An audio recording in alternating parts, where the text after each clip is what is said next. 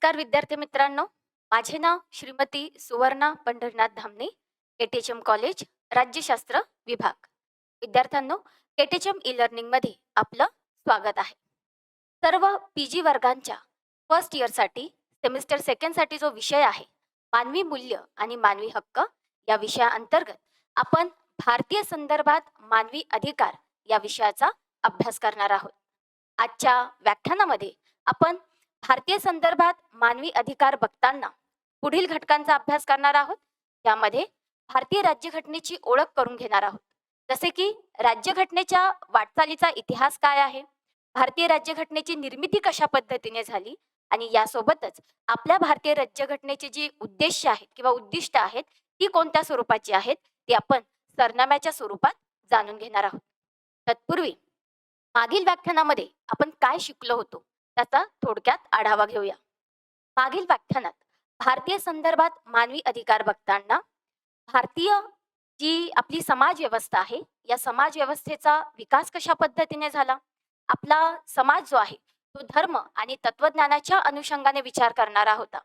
ज्यावेळी पाश्चिमात्य देशांमध्ये अधिकारांवर भर दिला जात होता, त्यावेळी भारतीय तत्वज्ञानानुसार अधिकार यापेक्षा कर्तव्य जास्त महत्वाची मानली जात होती.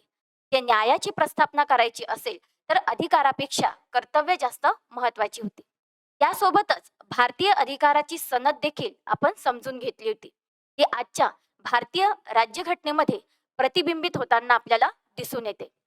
भारतीय अधिकाराची सनद आणि त्यामध्ये असणारी जी काही कलमं किंवा तरतुदी होत्या त्या आजही भारतीय राज्यघटनेमध्ये स्वीकारलेल्या दिसून येतात. यासोबतच आपण सर्वोदय ही संकल्पना समजून घेतली होती. महात्मा गांधी यांच्या विचारातून उगम पावलेली ही संकल्पना म्हणजेच सर्वांचं कल्याण, सर्वांचं हित आणि सर्वांचा विकास साध्य करण्यासाठी आपल्याला प्रेरित करते. आपली भारतीय राज्यघटना ही कल्याणकारी दृष्टिकोनातूनच निर्माण केली गेलेली आहे आणि त्यामुळे सर्वोदय ही संकल्पना आजही आपल्या भारतीय समाजामध्ये पाहिजे त्या प्रमाणामध्ये रुजलेली नसल्यामुळे अनेक समस्यांना आपल्याला सामोरं जावं लागतं. तर त्या दृष्टीने सर्वोदय संकल्पना ही भारतातील मानवी अधिकारांसाठी किती महत्वाची आहे, गरजेची आहे, हे देखील आपण मागील व्याख्यानामध्ये बघितलं होतं. आजच्या व्याख्यानामध्ये आपण भारतीय राज्यघटनेची ओळख करून घेताना राज्यघटनेच्या वाटचालीचा इतिहास या घटकापासून सुरुवात करणार आहोत. भारतीय राज्यघटनेच्या त्या मुद्द्याचा अभ्यास करताना आपली काही उद्दिष्ट साध्य होणार आहेत, ती बघूयात. एक म्हणजे की ब्रिटिश राजवट ते स्वतंत्र भारत अशी आपली जी काही वाटचाल झालेली आहे ती आपल्याला जाणून घेता येते. त्या कालखंडामध्ये ज्या काही घटना घडल्या, जे काही कायदे आपण पाहिले, त्याचा आपल्या राज्यघटनेवर काय परिणाम झाला, आपल्या भारतीय समाजावर काय परिणाम झाला, तो देखील आपल्याला समजून घेता येईल. दुसरं म्हणजे भारतातील घटना निर्मितीची प्रक्रिया जी आहे ती समजून घेता येईल. आणि तिसरं उद्दिष्ट म्हणजे की भारतामध्ये मानवाधिकाराच्या दृष्टिकोनातून राज्यघटनेमध्ये सरनाम्याचं काय महत्व आहे किंवा त्याचं काय योगदान आहे ते देखील आपल्याला लक्षात येईल. चला तर मग सुरुवात करूया. तर भारतीय राज्यघटनेची ओळख करताना आपल्याला हे लक्षात येईल की कोणतीही राज्यघटना ही तिच्या इतिहासाची निर्मिती असते. म्हणजे ब्रिटिश राजवट ते स्वतंत्र भारत हा जो काही आपण प्रवास केलेला आहे त्या प्रवासाअंतर्गत ज्या काही घटना घडलेल्या आहेत किंवा ज्या काही कृती आपण केलेल्या आहेत त्या माध्यमातूनच भारतीय मनाची आणि समाजाची जडणघडण झालेली दिसून येते आणि तेच प्रतिबिंब आपल्याला आपल्या भारतीय राज्यघटनेमध्ये दिसून येतं. आपण जी काही मूल्य स्वीकारलेली आहेत किंवा जी काही उद्दिष्ट आपण आपल्याला साध्य करायची आहे ही सगळी त्या इतिहासाचीच एक निर्मिती आहे. तिथून आपल्याला त्याची जाणीव झालेली लक्षात येते. बघा, 1600 मध्ये ईस्ट इंडिया कंपनीची स्थापना इंग्लंडमध्ये झालेली होती. एक व्यापारी उद्देशाने या कंपनीची स्थापना झालेली होती. भारतामध्ये व्यापार करायला आल्यानंतर इथे अनेक त्यांना सवलती मिळाल्या, ज्या माध्यमातून त्यांनी त्यांचे इथे पाय रोवले. पुढे जाऊन ही ईस्ट इंडिया कंपनी फक्त व्यापारी तत्वावर न राहता इथल्या राजकारणामध्ये देखील सहभाग घेऊ लागली. पुढे जाऊन प्लासीची जी लढाई झाली त्या लढाईच्या माध्यमातून ईस्ट इंडिया कंपनीची राजवट आपल्या भारतामध्ये प्रस्थापित झाली.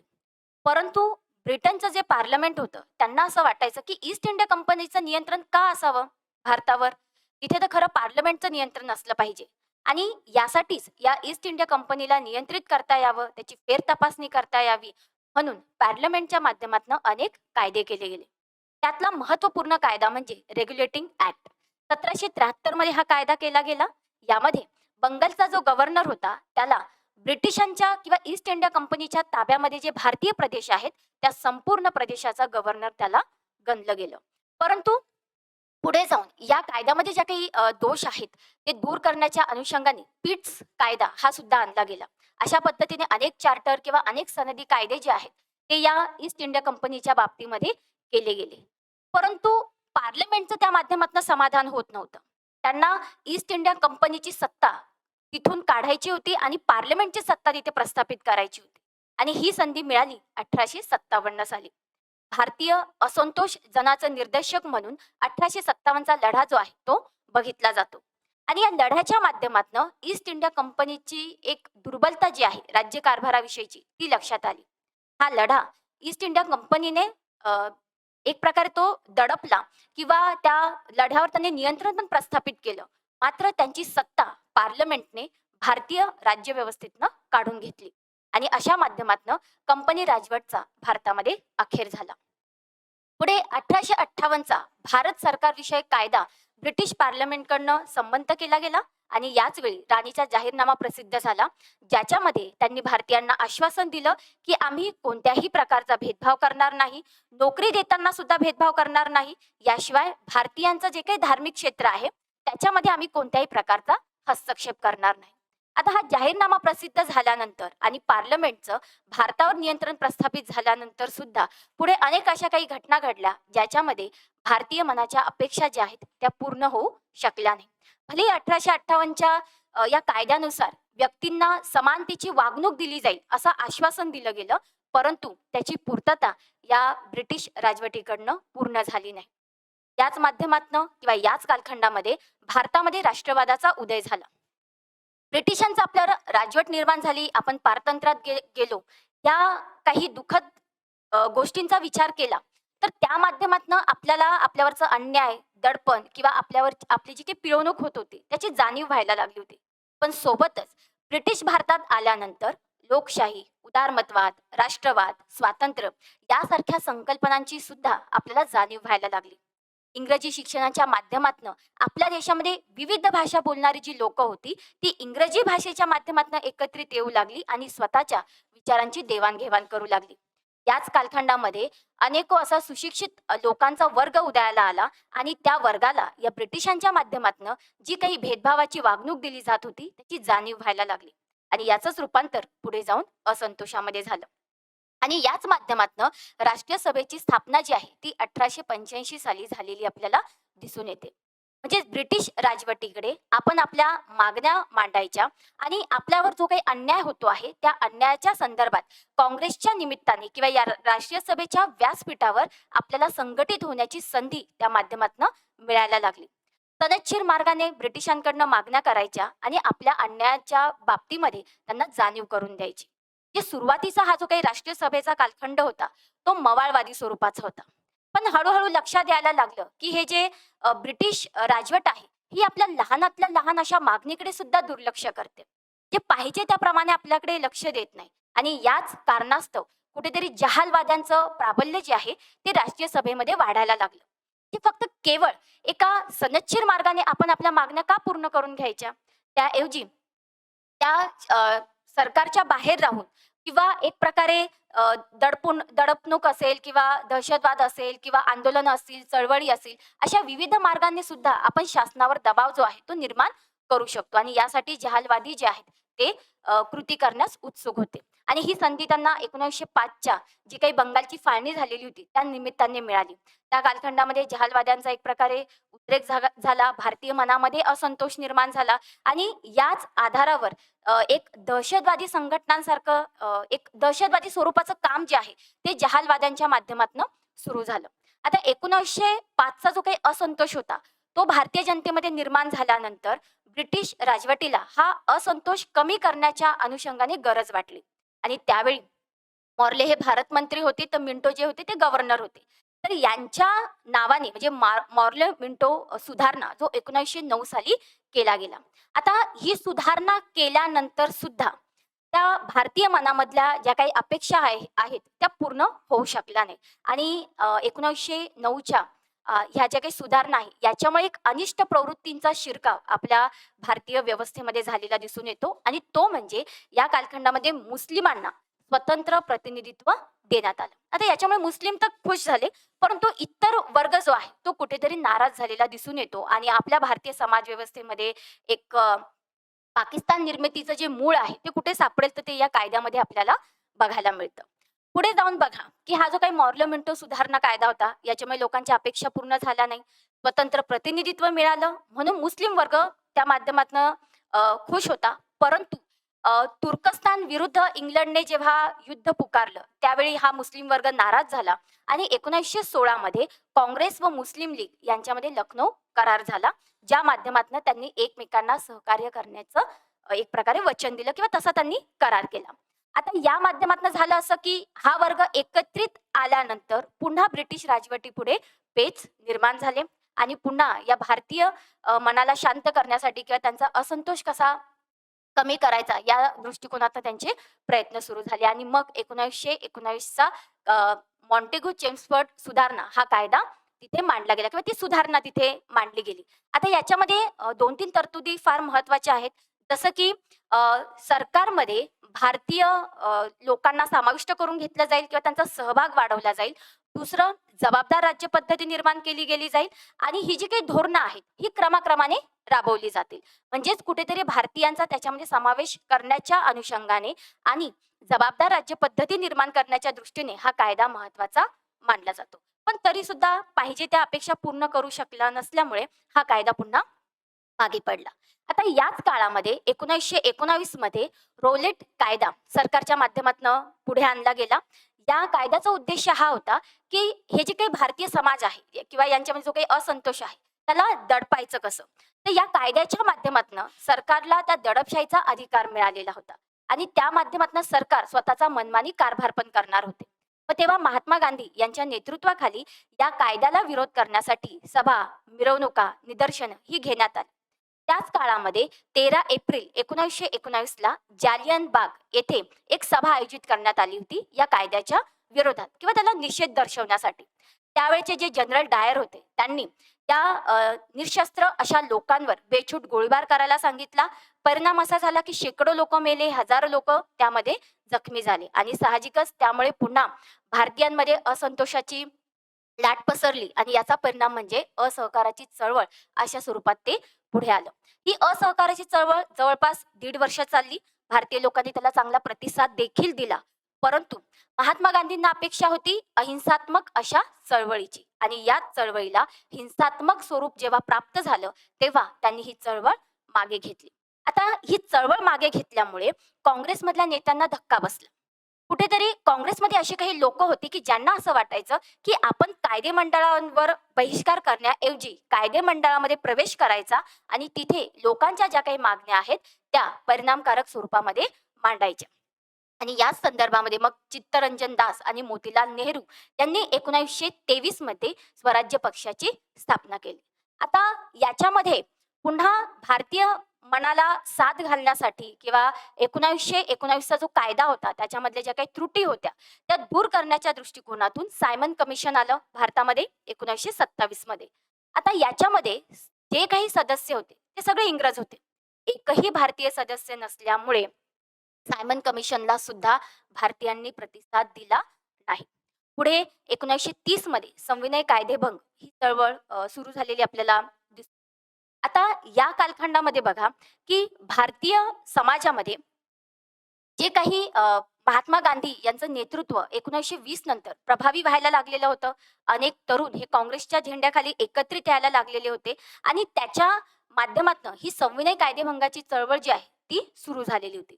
मग याच्यामध्ये सरकारी नोकऱ्या असतील किंवा सरकारी शाळा असतील त्यांच्यावर बहिष्कार टाकणं, परकीय माल असेल त्याच्यावर बहिष्कार टाकणं, अशा कृती ज्या आहेत त्या अवलंबल्या जाऊ लागल्या.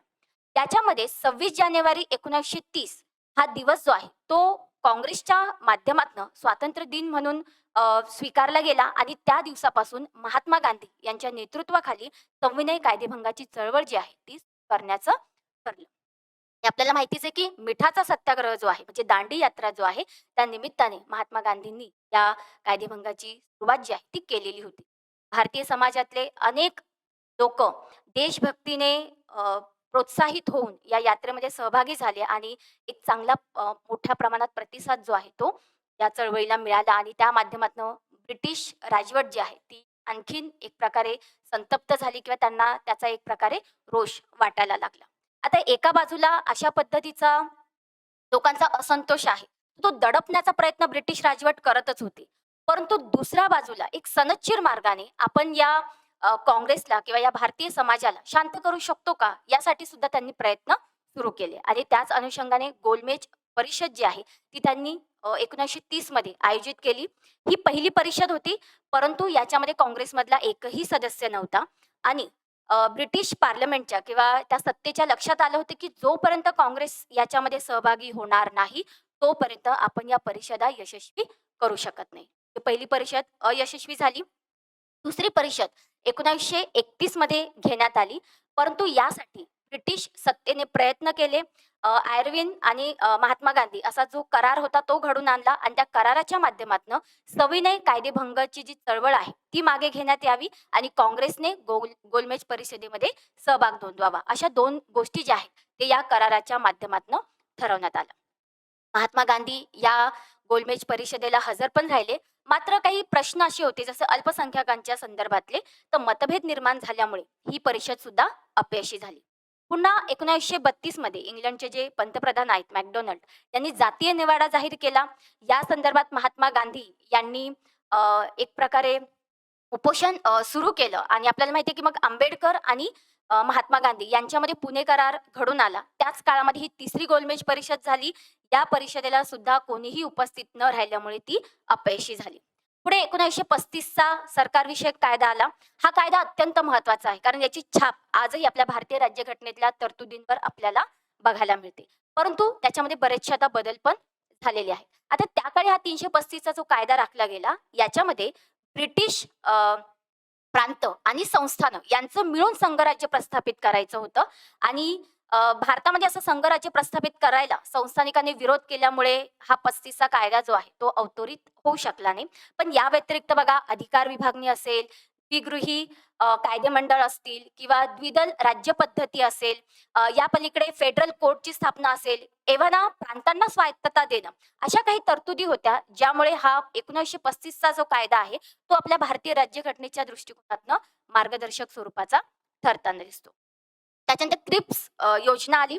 आता जो काही 1935 चा कायदा होता, त्या कायद्यानंतरचा पुढचा कालखंड जो येतो, जो दुसऱ्या महायुद्धाचा आहे आणि या काळामध्ये पुन्हा भारतीय समाज जो आहे, तो कसा आपल्या बाजूने येईल किंवा आपल्याला सहकार्य करू शकेल, या दृष्टीने ब्रिटिश राजवट प्रयत्न करत होती आणि त्यासाठीच त्यांनी ही क्रिप्स योजना जी आहे ती मांडली. पण या क्रिप्स योजनेमध्ये पाकिस्तान निर्मितीचा कोणताही उल्लेख नव्हता. म्हणून मुस्लिम लीग यांनी विरोध केला आणि दुसऱ्या बाजूला आपल्या देशाला फुटीरतावादाकडे घेऊन जाणारा ही योजना आहे असं काँग्रेसला वाटलं आणि त्याच्यामुळे त्यांनी सुद्धा क्रिप्स योजनेला विरोध केला.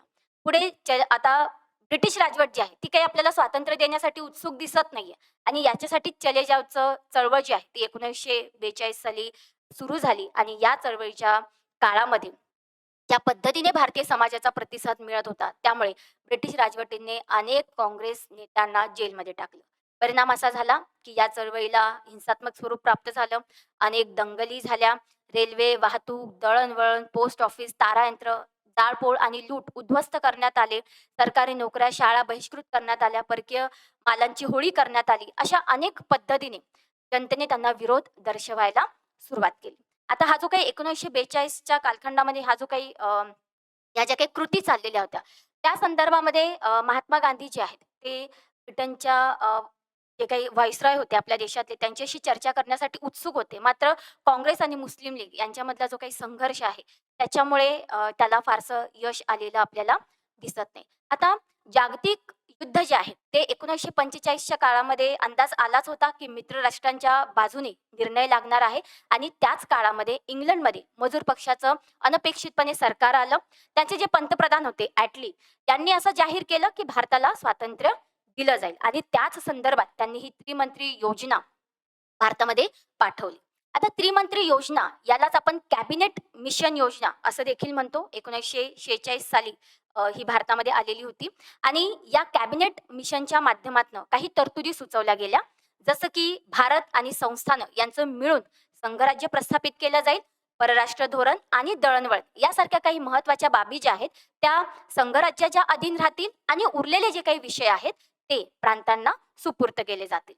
त्याशिवाय भारत भारतामध्ये कायदेमंडळ आणि कार्यकारी मंडळ स्थापन केलं जाईल, संघराज्य प्रस्थापित केलं जाईल आणि त्यामध्ये प्रांतांना स्वायत्तता दिली जाईल. नंतर लोकसंख्येच्या प्रमाणामध्ये जी काही घटना समिती निर्माण केली जाणार आहे, तिला प्रतिनिधित्व दिलं जाईल. साधारणतः 10 लाख लोकसंख्येच्या प्रमाणामध्ये एक प्रतिनिधी अशा स्वरूपात आणि त्यातही प्रत्येक जातीच्या व्यक्तीला प्रतिनिधित्व मिळेल याचीही तरतूद केली गेली.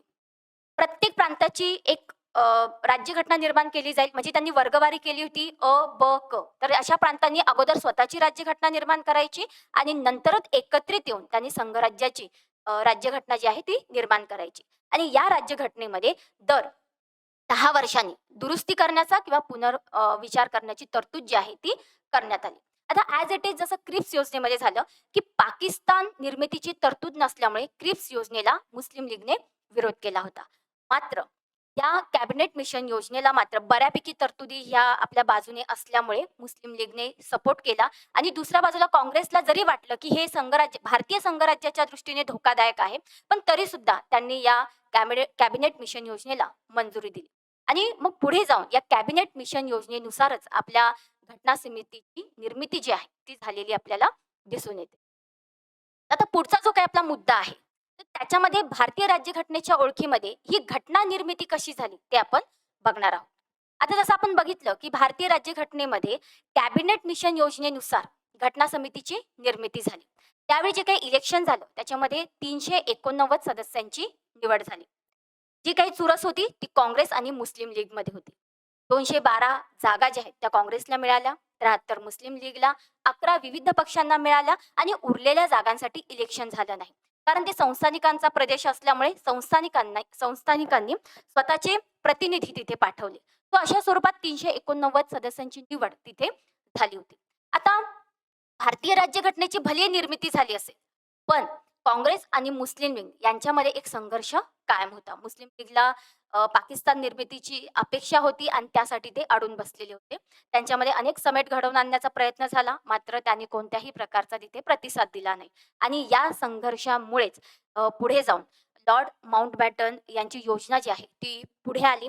त्यांनी मुस्लिम लीगसाठी म्हणजे जी पाकिस्तान निर्मिती जी आहे, त्या दृष्टिकोनातनं प्रयत्न करायला सुरुवात केली आणि त्याच्या काही त्यांनी तरतुदी नमूद केलेल्या आहेत. जसं की भारतामध्ये बहुसंख्याक मुस्लिम असलेला जो प्रदेश असेल, तो नवीन किंवा स्वतंत्र राज्याची निर्मिती करेल, स्वतःची राज्यघटना निर्माण करेल. पंजाब आणि बंगाल येथे जे बहुसंख्याक मुस्लिम असा प्रदेश आहे, तो पाकिस्तानला देण्यात येईल आणि जो बहुसंख्याक हिंदू प्रदेश आहे, तो भारताला देण्यात येईल. त्यासोबतच फाळणी झाली तर जे काही सीमा आयोग आहे त्याची स्थापना केली जाईल आणि दोन्ही देशांच्या सीमा ज्या आहेत त्या ठरवल्या जातील. तर अशा काहीशा तरतुदी या योजनेमध्ये होत्या. सुरुवातीला मुस्लिम लीगने या योजनेला मान्यता दिली आणि पुढे जाऊन काँग्रेसने देखील या योजनेला मान्यता दिली आणि या माध्यमातून भारतीय राज्यघटनेमध्ये जी काही एक फूट पडली. काँग्रेस किंवा भारतीयांची एक वेगळी घटना समिती आणि पाकिस्तानची एक वेगळी घटना समिती जी आहे ती या माध्यमातून निर्माण झाली आणि जोपर्यंत या घटना समिती किंवा ही घटना पूर्ण होत नाही, तोपर्यंत 1935च्या कायद्यानुसार कार्यभार जो आहे तो चालेल असं मान्य केलं गेलं. मग भारत-पाक फाळणीनंतर भारतीय संविधान सभेमध्ये काँग्रेसचं प्रभुत्व निर्माण झालं. 299 सदस्य तिथे उपस्थित होते आणि मग त्यांच्या माध्यमातनं संविधान सभा जी आहे ती पुढे तिने वाटचाल सुरू केली. आता या संविधान सभेचे पहिले अध्यक्ष म्हणजे डॉक्टर राजेंद्र प्रसाद होते आणि तेच पुढे जाऊन आपल्या भारताचे पहिले राष्ट्रपती सुद्धा बनले. या अगोदर आपल्या घटना समितीचे एक हंगामी सदस्य पण होते डॉक्टर सच्चिदानंद सिन्हा. परंतु त्यानंतर राजेंद्र प्रसाद जे आहेत ते कायमस्वरूपी घटना समितीचे अध्यक्ष राहिले. अशा स्वरूपात भारतीय राज्यघटनेमध्ये आपला प्रवास सुरू असताना 29 ऑगस्ट 1947ला मसुदा समितीची स्थापना झाली आणि आपल्याला माहिती आहे की घटना मसुदा समितीचे अध्यक्ष डॉक्टर बाबासाहेब आंबेडकर होते. आता त्यांच्यासोबत दुसरी टीम देखील होती. परंतु काहींचा आजारपण असेल, काहींचं स्थलांतर असेल किंवा काहींचा मृत्यू असेल. तर अशा विविध कारणांमुळे सातत्याने त्या सदस्यांमध्ये बदल होत राहिला.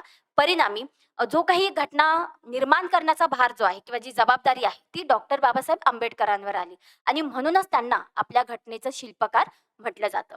तर 2 वर्ष, 11 महिने, 17 दिवस या कालखंडामध्ये आपण आपली घटना निर्माण केली आणि आपला घटना मसुदा जो आहे, तो 26 नोव्हेंबर 1949 रोजी संविधान सभेने मंजूर केला. आजही ही तारीख आपण संविधान दिन म्हणून साजरी करतो. अशा स्वरूपात आपलं संविधान जे आहे, ते 26 जानेवारी 1950 रोजी अस्तित्वात आलं.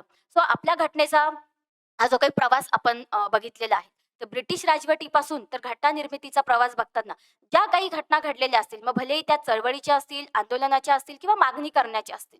पण कुठेतरी आपलं आपला भारत कसा असावा, आपल्या भारतातली शासन पद्धती कशी असावी किंवा आपल्या समाजाला न्याय प्राप्त करून देण्यासाठी आपल्याला काय अपेक्षित आहे, याची जाणीव आपल्याला होत गेली व आपली जडणघडण अशा स्वरूपात झाली. त्याच्यामुळेच इतकी विविधता असून देखील आपल्या भारतीय समाजामध्ये लोकशाही जी आहे ती टिकलेली आहे आणि मानवाधिकाराच्या दृष्टिकोनातनं लोकशाही हे तत्व खूप महत्वाचं मानलं जातं. तो अशा स्वरूपात भारतीय राज्यघटनेच्या ओळखीमध्ये एक की आपली शासन व्यवस्था कशी आहे ती अगोदर समजून घेऊ.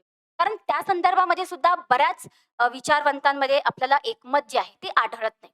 कारण भारतीय जी काही राज्यघटना आहे, हिने संघराज्य व्यवस्था स्वीकारलेली आहे.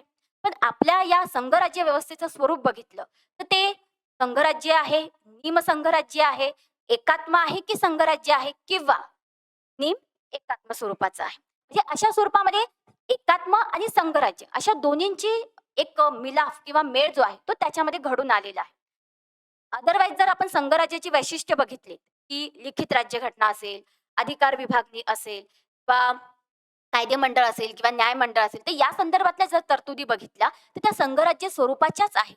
पण असं काय वेगळेपण आहे, की ज्याच्यामुळे भारतीय या संघराज्याविषयी विचारवंतांमध्ये एकमत आढळत नाही? तर बघा, सर आयव्हर जेनिंग यांच्या मते भारतामध्ये प्रबळ केंद्रीकरणाचं धोरण असणारी संघराज्य व्यवस्था आहे. म्हणजेच एक प्रकारे केंद्राला जास्तीत जास्त ताकद तिथे देण्यात आलेली आहे. याच्यामध्ये न्यायमूर्ती रामास्वामी यांनी असं मत मांडलंय, की भारताचा जो इतिहास आहे, तो घटक राज्यांच्या अनुषंगाने नाहीये. परिणामी आपल्या देशातल्या अखंडत्वाला देशाच्या स्वरूपात जास्त महत्त्व दिलं गेलेलं आहे आणि राज्याचं जे अखंडत्व आहे किंवा राज्याची जी स्वायत्तता आहे, त्याची फारशी तरतूद घटनेमध्ये केली गेलेली नाही.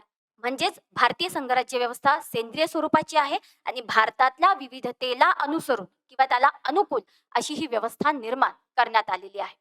दुसरं केसिवियर यांच्या मते आपल्या देशामध्ये निम संघराज्य व्यवस्था आहे, ही अंशतः संघराज्य आहे आणि अंशतः एकात्मक स्वरूपाची आहे.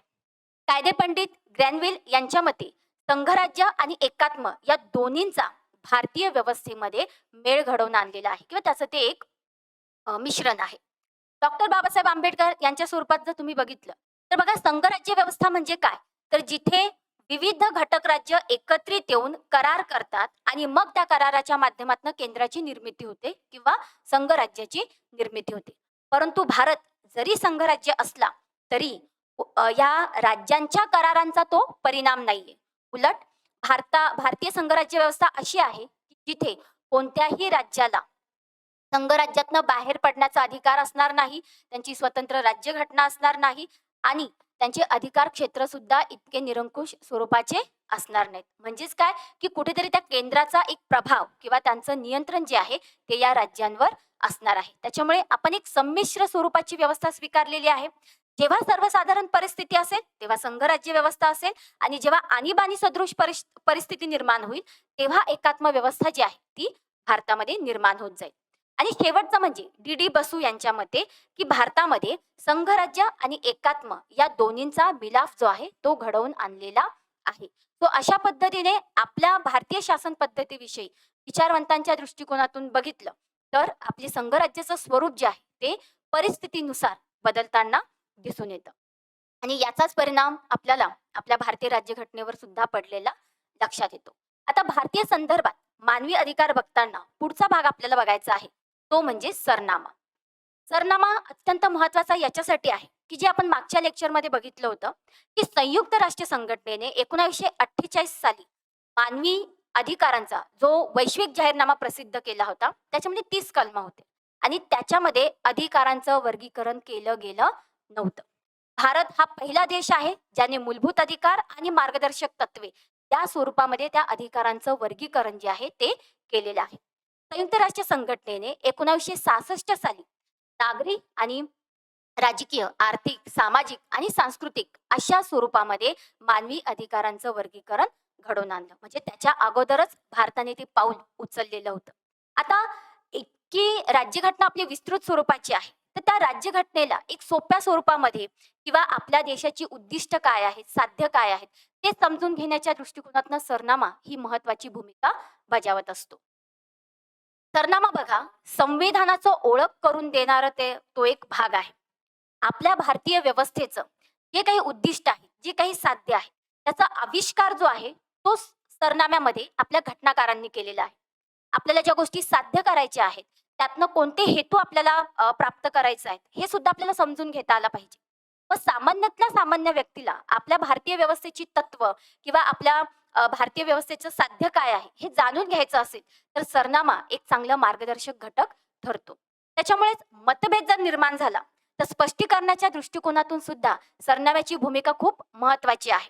मग अशा वेळी जेव्हा भारतीय व्यवस्था स्वतंत्र होते, म्हणजेच भारतीय जनता सार्वभौम झालेली आहे. भारतीय जनतेच्या हाती सत्ता आलेली आहे. भारतीय व्यवस्था ही जनतेला जबाबदार राहून काम करते, तर या दृष्टीने सरनामा समजून घेणं गरजेचं पडतं. याच्यामध्ये वैशिष्ट्यपूर्ण असं आपलं संविधान आहे. आपल्या देशामध्ये पूर्णतः संघराज्य व्यवस्था न स्वीकारता आपल्या भारतीय विविधतेला किंवा आपल्या भारतीय समाजाची जी काही एक मानसिकता आहे, तिला आपण योग्य पद्धतीने न्याय देऊ शकतो का, त्या अनुषंगाने आपण हे संविधान स्वीकारलेलं आहे. आणि हे संविधान स्वीकारताना त्याचे उगम स्रोत जर तुम्ही बघितले, तर ते ब्रिटिशकालीन कायदे आहेत, ब्रिटिशकालीन प्रशासकीय व्यवहार आहे, एव्हाना इतर अनेक देशांच्या ज्या घटना आहेत, त्यांचा देखील आपण अभ्यास केलेला आहे. अशा पद्धतीने चांगल्यात चांगलं आपल्या देशासाठी आपण काय निर्माण करू शकतो, त्या दृष्टीने आपलं संविधान हे वैशिष्ट्यपूर्ण ठरतं. मग मानवी हक्काचं जो काही वैश्विक घोषणापत्रातले जे आदर्श होते, त्यांचा स्वीकारच आपण या सरनाम्यामध्ये केलेला आहे. म्हणजे एवढ्या छोट्याशा भागामध्ये मानवी हक्कांचे जितकी पण कलमं आहे, त्यांना समाविष्ट करण्याची ताकद जी आहे, ती कशा स्वरूपात आहे किंवा कोणते घटक त्याच्यात सामील केलेले आहे, हे बघितल्यानंतर आपल्या लक्षात येईल. आपल्या सामाजिकतेचा, आपल्या मानसिकतेचा किंवा आपल्या राजकीय आणि आर्थिक व्यवस्थेचा विचार करून त्या सरनाम्यामध्ये त्याचं प्रतिबिंब जे आहे ते उमटवलेलं आहे, ज्याच्या माध्यमातून कोणावरही भेदभाव होणार नाही, कोणावरही अन्याय होणार नाही, याची तरतूद जी आहे ती मांडलेली आहे. मग आता ती कशा स्वरूपात, तर बघा, सरनाम्यामध्ये सुरुवातीला आपला देश कसा आहे किंवा आपल्या देशातली शासन पद्धती कसा आहे याचा उल्लेख केलेला आहे. ते एक प्रकारे जनतेला आश्वस्त करण्याचा तो एक भाग दिसून येतो. त्याच्यामध्ये सार्वभौम म्हणजेच आपल्या भारतीय जी काही राजवट आहे ती पूर्णपणे स्वतंत्र आहे. तिच्यावर कोणत्याही प्रकारचं बाह्य स्वरूपाचं नियंत्रण नाही. आपण आपले निर्णय घेण्यासाठी, मग ते बाह्य स्वरूपाचे असो किंवा अंतर्गत स्वरूपाचे, त्यासाठी आपण पूर्णपणे स्वतंत्र आहोत. आपल्यावर कोणत्याही प्रकारचा दबाव नाही आहे किंवा कोणत्याही प्रकारचं नियंत्रण आपल्यावर नाही. आपण पूर्णपणे स्वतंत्र आहोत. दुसरं, समाजवाद. आपल्या देशाचा जो काही उद्देश आहे, तो समाजामध्ये भेदभावाचं निर्मूलन करणं आणि कल्याणकारी राज्याची प्रस्थापना करणं हा आहे. आणि त्या दृष्टीने आपण मार्गदर्शक तत्वांचा स्वीकार तर केलेलाच आहे. मग हे येतं कुठून, तर समाजवादी मूल्यांच्या माध्यमातून. पंडित नेहरू यांच्यावर आपल्याला समाजवादाचा प्रभाव दिसून येतो. इवन घटना तयार होत असतानाच या समाजवादी मूल्यांचा प्रभाव आपल्यावर होताच. परंतु 1976 साली जी काही 42वी घटना दुरुस्ती झाली, त्यावेळी या शब्दाचा समावेश जो आहे तो सरनाम्यामध्ये केला गेला. दुसरा शब्द आहे तो धर्मनिरपेक्ष. हा शब्द देखील 42व्या घटना दुरुस्तीनुसार 1976 साली आपल्या सरनाम्यामध्ये समाविष्ट केला गेला होता. धर्मनिरपेक्ष, जिथे राज्याचा कोणताही धर्म असणार नाही, राज्य कोणत्याही व्यक्तीच्या धार्मिक क्षेत्रामध्ये हस्तक्षेप करणार नाही. एव्हाना प्रत्येक व्यक्तीला तिच्या खासगी आयुष्यामध्ये आपल्या पद्धतीने म्हणजे तिच्या आवडीनुसार धर्म स्वीकारणं, त्याचा प्रसार करणं, प्रचार करणं आणि त्याचं आचरण करणं याचं स्वातंत्र्य दिलं गेलेलं आहे. फक्त सार्वजनिक ठिकाणी त्याचं कोणत्याही प्रकारचं अहित घडू नये याची काळजी त्यामध्ये घेतली गेली पाहिजे. म्हणजेच राज्य हा कोणत्याही धर्माला प्राधान्य देणार नाही. राज्य हा धर्मापासून विरक्त राहील. थोडक्यात काय, तर धर्म आणि राजकारण याची फारकत करण्यात आलेली आहे.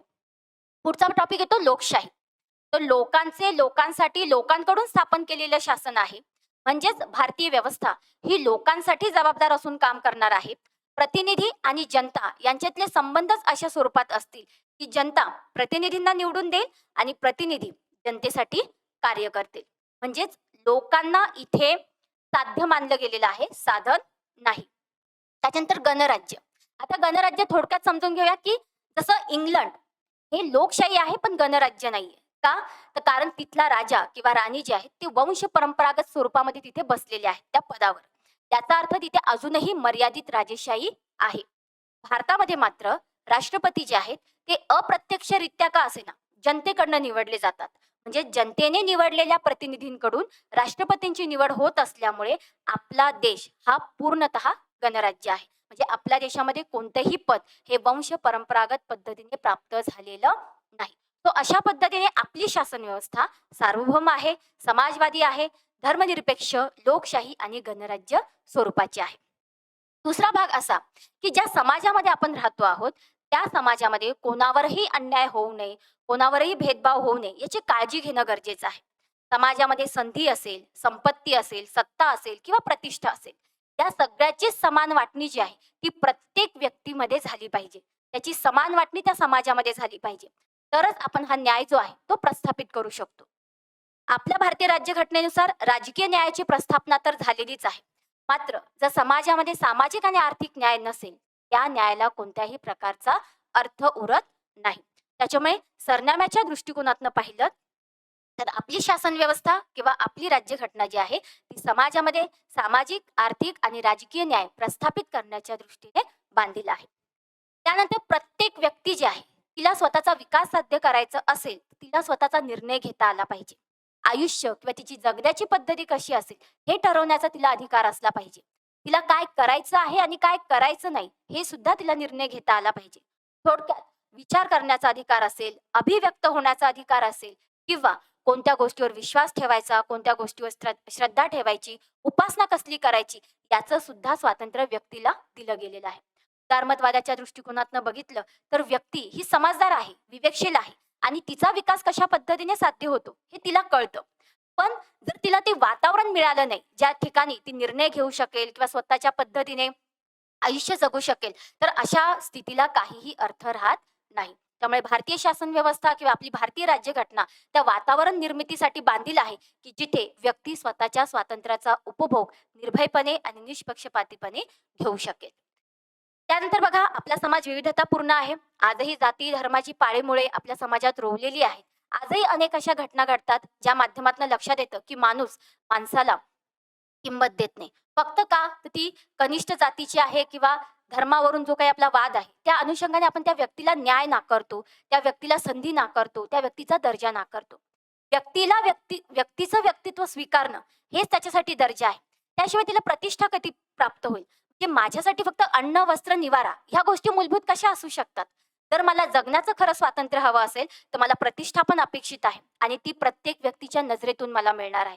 भलेही मी गरीब असेल, पण माझ्याकडे येणारी नजर ही व्यक्तित्वाच्या दृष्टीने असणारी असावी किंवा त्यांच्या नजरेमध्ये जर मला स्वतःविषयी अपमान जाणवत असेल किंवा माझी अप्रतिष्ठा होत असेल, तर अशा समानतेला कोणत्याही प्रकारचा आधार जो आहे किंवा ती चांगली प्रवृत्ती मानली जात नाही. आणि समानता म्हणजे सगळ्यांना आपल्याला सारखं पण करायचं नाहीये. तर समानता म्हणजे प्रत्येकाला त्याच्या पात्रतेनुसार आपल्याला ती संधी प्राप्त करून द्यायची आहे. मग त्यामध्ये त्या व्यक्तीचा दर्जा पण राखला गेला पाहिजे आणि त्याच्या पात्रतेची संधी सुद्धा त्याला मिळाली पाहिजे. दुसरं म्हणजे व्यक्तीची प्रतिष्ठा, राष्ट्राची एकता आणि अखंडत्व आणि बंधुता या तत्वांचा स्वीकार सरनाम्यामध्ये दिसून येतो. आता याच्यामध्ये अखंडत्व हा जो आहे, तेच 42व्या घटना दुरुस्तीनुसार स्वीकारलं गेलेलं एक तत्व आहे. तर बघा, जे आपण बघतोय की न्याय प्रस्थापित करायचा आहे, स्वातंत्र्य आपल्याला लोकांना द्यायचं आहे किंवा समानता समाजामध्ये निर्माण करायची. पण हे करणं म्हणजे काय? तर तुम्हाला त्या व्यक्तीची प्रतिष्ठा प्राप्त करून द्यायची आहे. राज्यापुढे कोणतीही व्यक्ती श्रीमंत गरीब असणार नाही, जातीवर आधारित असणार नाही किंवा धर्मावर आधारित असणार नाही. राज्यासाठी फक्त ते नागरिक असणार आहे आणि या नागरिकांना साध्य करणं, त्यांचा विकास साध्य करणं हेच आपल्या शासन पद्धतीचं उद्दिष्ट आहे. कोणत्याही व्यक्तीचा साधन म्हणून वापर होणार नाही, तिची गळचेपी होणार नाही, तिची पिळवणूक होणार नाही, याची काळजी आपल्या राज्यघटनेच्या माध्यमातून घेतली जावी अशी अपेक्षा केली गेलेली आहे. म्हणजेच व्यक्तीची प्रतिष्ठा ही महत्त्वपूर्ण तत्व जे आहे ते आपल्याला मानवी अधिकारामध्ये सुद्धा बघायला मिळतं आणि आपल्या सरनाम्यामध्ये सुद्धा बघायला मिळतं. आता जी काही विविधता आपण अपेक्षित केली, ती विविधता जशी आपल्याला अन्यायाची आणि भेदभावाची दिसते, त्याचाच विपरीत परिणाम आपल्या देशाच्या एकतेवर आणि अखंडतेवर पण होत असतो. मग अशा वेळी आपल्या समाजातल्या लोकांनी एकोप्याने राहणं, आपुलकीने राहणं, एकमेकांना सन्मान करणं, एकमेकांच्या प्रतिष्ठा स्वीकारणं. तर जोपर्यंत तुम्ही समोरच्या विषयी आपुलकी बाळगणार नाही, सन्मान बाळगणार नाही, तोपर्यंत आपण आपल्या या देशाच्या एकतेला आणि अखंडत्वाला टिकवू शकत नाही. आणि यासाठी महत्त्वपूर्ण भावना आहे ती म्हणजे बंधुता. बंधू भावनेने एकत्रित राहणं, सहकार्याने राहणं, तरच आपण ही गोष्ट आपल्या समाजामध्ये साध्य करू शकतो. तो अशा पद्धतीने मानवी अधिकारांच्या दृष्टिकोनातनं अपेक्षित असणारे मानवी मूल्य आणि मानवी हक्क या सगळ्यांचंच प्रतिबिंब आपल्याला सरनाम्यामध्ये बघायला मिळतं आणि त्या दृष्टीने आपल्या भारतीय राज्यघटनेची वाटचाल जी आहे सुरू असलेली आपल्याला दिसून येते. आणि म्हणूनच भारतीय संदर्भात मानवी अधिकार बघितले तर हे संयुक्त राष्ट्र संघटनेने मांडलेल्या जो मानवी अधिकाराचा वैश्विक जाहीरनामा आहे त्याच्यापेक्षा कितीतरी पटीने विस्तृत आणि व्यापक स्वरूपाचे आहेत. अशा स्वरूपात आजचं जे काही व्याख्यान आपण बघितलं, सारांश स्वरूपात थोडक्यात ते जाणून घेऊया. बघा, भारतीय राज्यघटना जी आहे ती ब्रिटिश वसाहत विरोधी लढ्यातून सिद्ध झालेली आहे. त्या माध्यमातनं फक्त आपण ब्रिटिशांना इथून परतवूनच नाही लावलं किंवा त्यांच्या विरुद्ध फक्त आपण लढाच नाही दिला, तर त्यांच्या माध्यमातनं कायद्याचं अधिराज्य, मानवतावाद, धर्मनिरपेक्षता, व्यक्ती स्वातंत्र्य, लोकशाही यासारख्या मूल्यांचा पाया देखील आपल्या समाजामध्ये आपण रोवलेला आहे. शासन व्यवस्थेच्या माध्यमातनं, राज्यघटनेच्या माध्यमातनं आपण या तत्वांना महत्त्व दिलेलं आहे. सोबतच ब्रिटिश राजवटीच्या काळामध्ये जे काही विविध कायदे होते किंवा राजकीय आणि प्रशासकीय जे काही व्यवहार होते त्याच्यातनं आपल्या राज्यघटनेला आकार मिळालेला आहे. ती मूर्त स्वरूपात निर्माण झालेली आहे. त्याच्यामुळे ब्रिटिश राजवटीचं सुद्धा एक योगदान जे आहे ते आपल्या भारतीय राज्यघटनेमध्ये महत्वाचं मानलं पाहिजे.